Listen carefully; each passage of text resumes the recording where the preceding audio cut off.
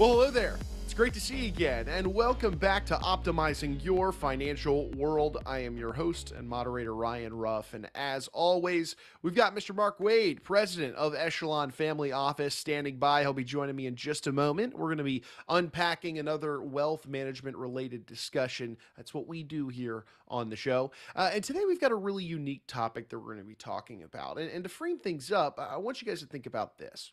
The bad financial decisions that we avoid in our lives can be just as beneficial as some of the good financial moves that maybe we make.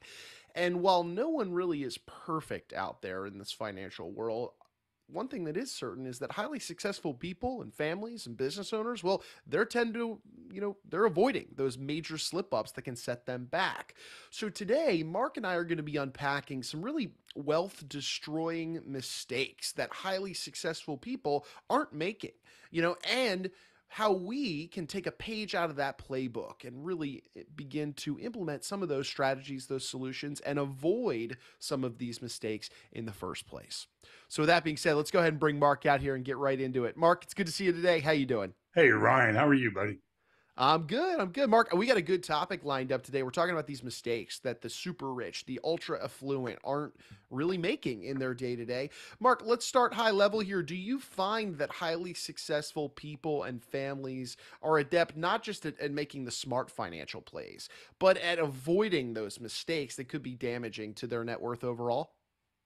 Hey, Ryan, when we were talking about this topic just the other day, I really liked that intro you just did because oftentimes we're talking about the things that we should be doing, right?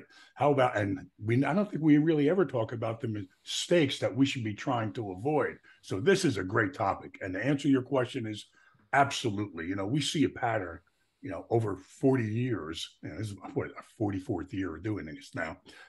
Over 40 years, we've seen patterns which, the self-made rich as a group, we like to define them, or I should say the industry defines them with a net worth of about 500 million or more, right?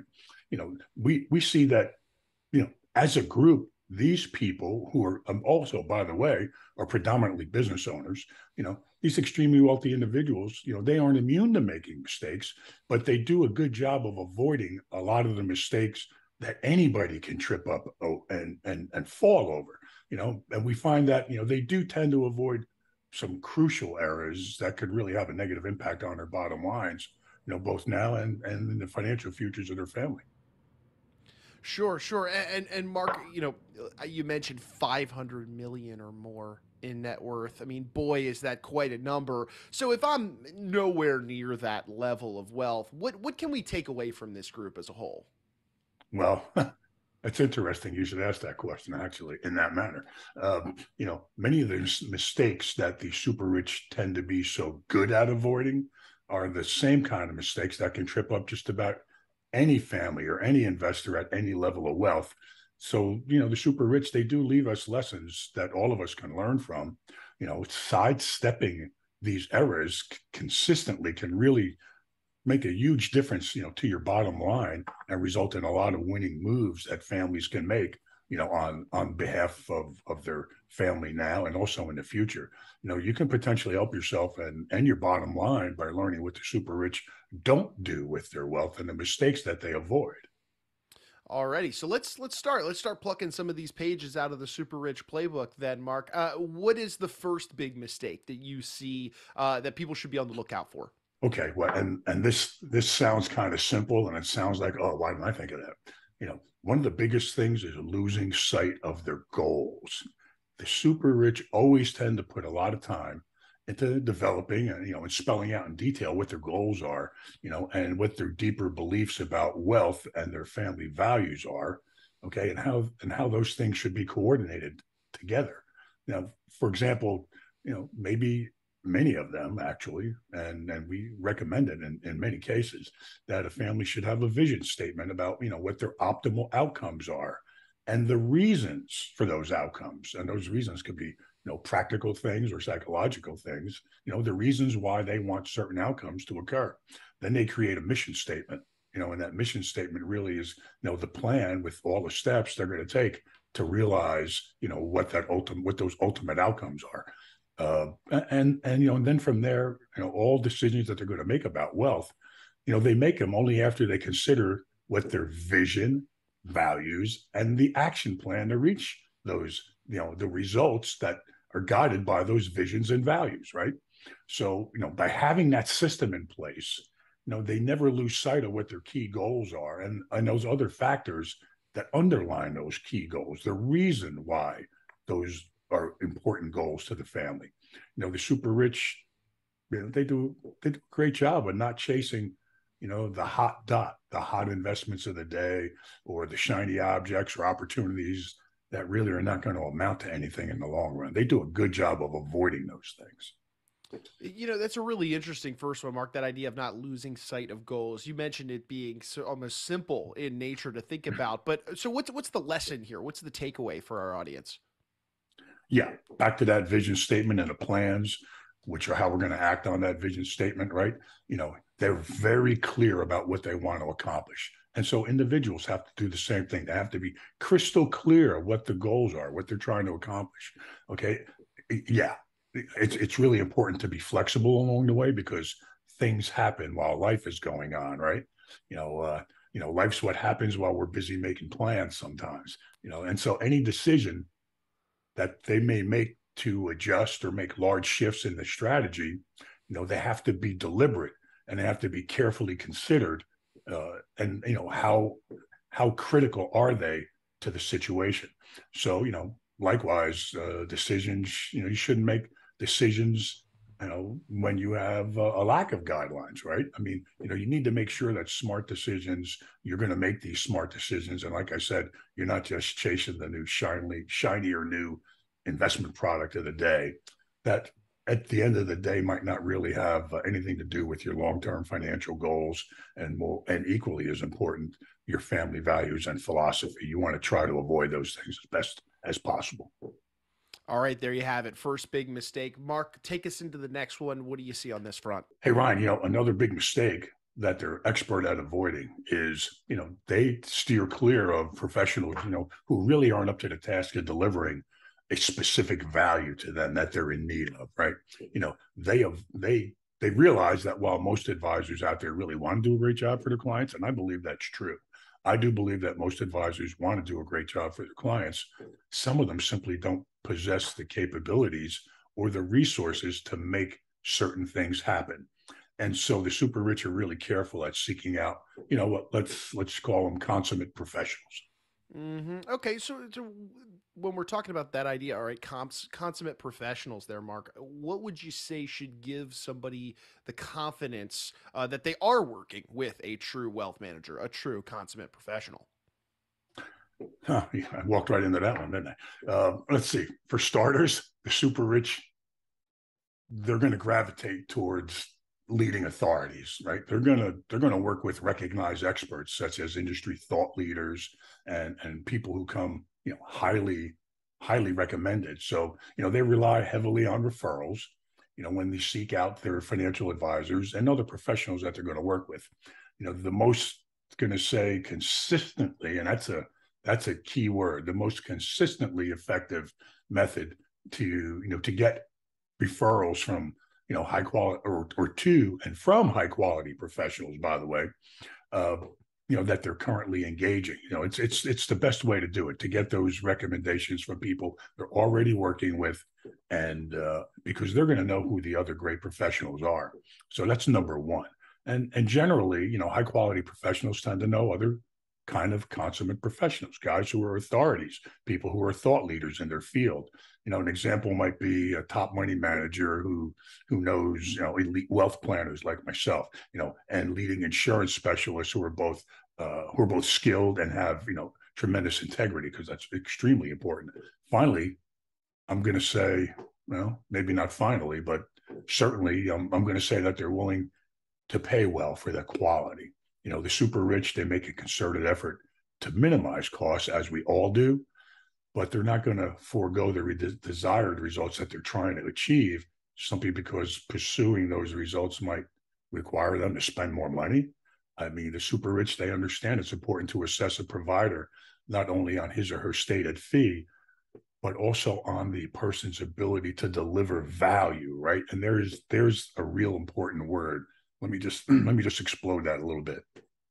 When we say value, we mean the super rich are willing to pay for professional advice from experts who can deliver true and meaningful value to the bottom line for them and their family.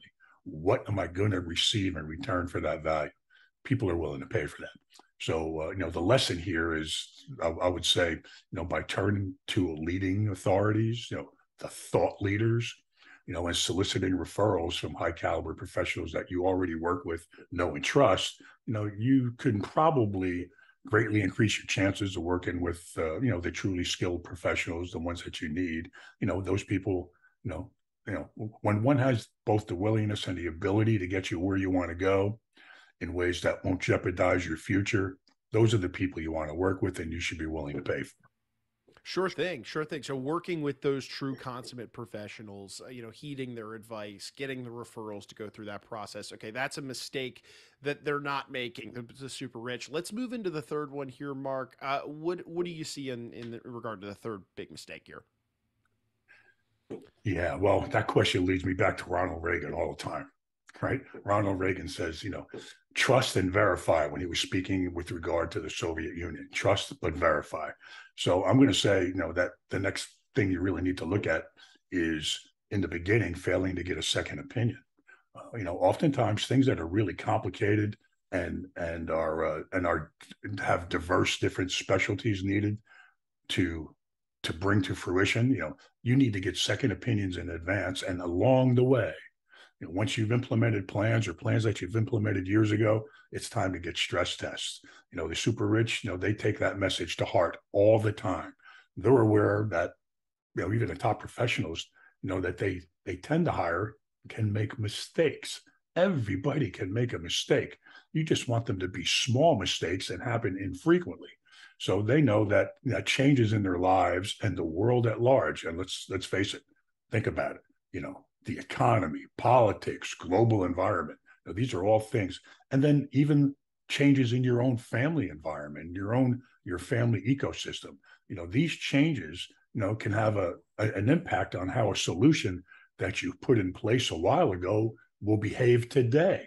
So the super rich rely on these second opinions and stress testing to help give them the confidence they need to stay on the path of where they want to go, right? Or the path that they should be on to achieve where they want to go to. It's really important.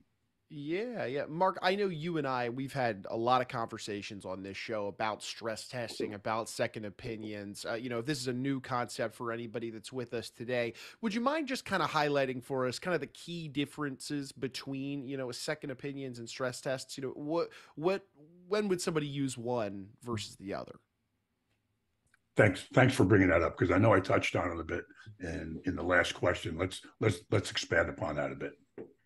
All right. Ideally, a second opinion occurs before any action is taken.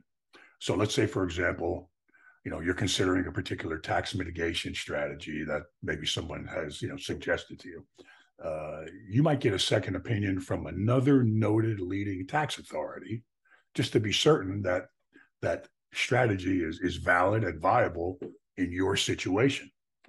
Second opinions are commonly thought of, and again, so if that's the a second opinion is, again, in the beginning. So second opinions are commonly thought of whenever there's any question or any sense of uncertainty.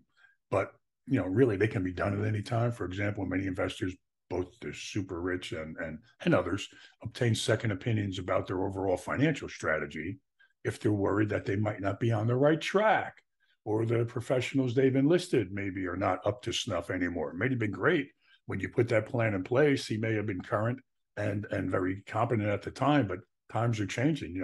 As we talked about, there are so many things happening in the world and in the individual's family.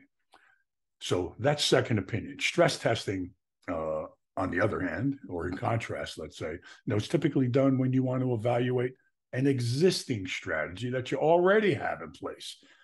This is a check, to see, whether what you implemented in the past remains, or or maybe is likely to remain moving forward, both viable and valid. Basically, you're checking the things that are working or you're checking to make sure things continue to work as they were originally predicted and will continue to work so in the future.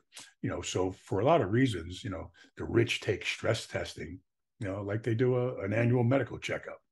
Uh, you know, they may there may be nothing wrong at the time, but it isn't going to stop them from going out and getting a checkup just to make sure there's something that they're not seeing or something that they've missed. So ultimately, no matter what your level of wealth, getting a second opinion when you're unsure or uncomfortable about a strategy or an idea or a product, is usually worthwhile. And similarly, periodically stress testing your overall wealth plan. All the financial planning and all the various subspecialties underneath retirement planning, investment planning, insurance, all that stuff. Getting a stress test on all of that stuff or any specific aspect of it, can enable you to avoid, problems, now or down the road. I guess what I'm trying to say is, a comprehensive review of where you are today and where you want to be, and any of the gaps that may exist between where you are and where you want to get to, is probably valuable because they may indicate that everything is perfectly and everything is right in its place, but might also reveal some issues that you need to address. It makes sense to catch them sooner rather than later. Absolutely. And that's a common theme on this show. Get ahead of it, right? We talk about that a lot, Mark. And, Mark, we've highlighted a few big mistakes, right? That the super rich are just not making on a regular basis. And a lot of good value in here for our audience today. So, for our audience members, let's say some of them out there are scratching their heads maybe a little bit and thinking, oh, maybe I should be looking into that second opinion or stress test, or maybe I shouldn't be losing sight of my goals. Maybe they are making some of these mistakes that's holding their wealth plan and themselves back. What would be the best way they could get in touch with you and your team, Mark, to maybe just open up a dialogue and see how they can maybe curb that mistake that they might be making? Sure. They could they could go visit us on the web at www.echelonoffice.com. That's ECHELON, the word office.com. Or they could contact me directly. They could email me at mwade, that's MWADE, at echelonwealth.com, ECHELON, the word wealth.com. Or they can just call in. I'd be more than happy to talk to them. And that's 888-892-9882. Alrighty, fantastic. Well, hey, Mark, look, I appreciate you carving some time out of your day to be with us here on the show. I know you've got clients to serve, so we'll let you get back to doing that. But looking forward to jumping back on here, to cover the next show. Hey, thanks, Ryan. This was a great conversation today. We took much of what we do, and we looked at the opposite side of it. It's great. These are the mistakes not to avoid. Great job. Alrighty. Well, hey, look, we also want to say a final thank you to the audience for staying aboard and being with us here on the show today. Again, if you took anything away from today's conversation and you benefited from any of these mistakes that Mark mentioned today, do us a favor, go ahead and subscribe to the show on whichever platform you checked us out on today. And then, of course, share this information with any friends, family, business owners, anybody that you think would benefit from these types of conversations.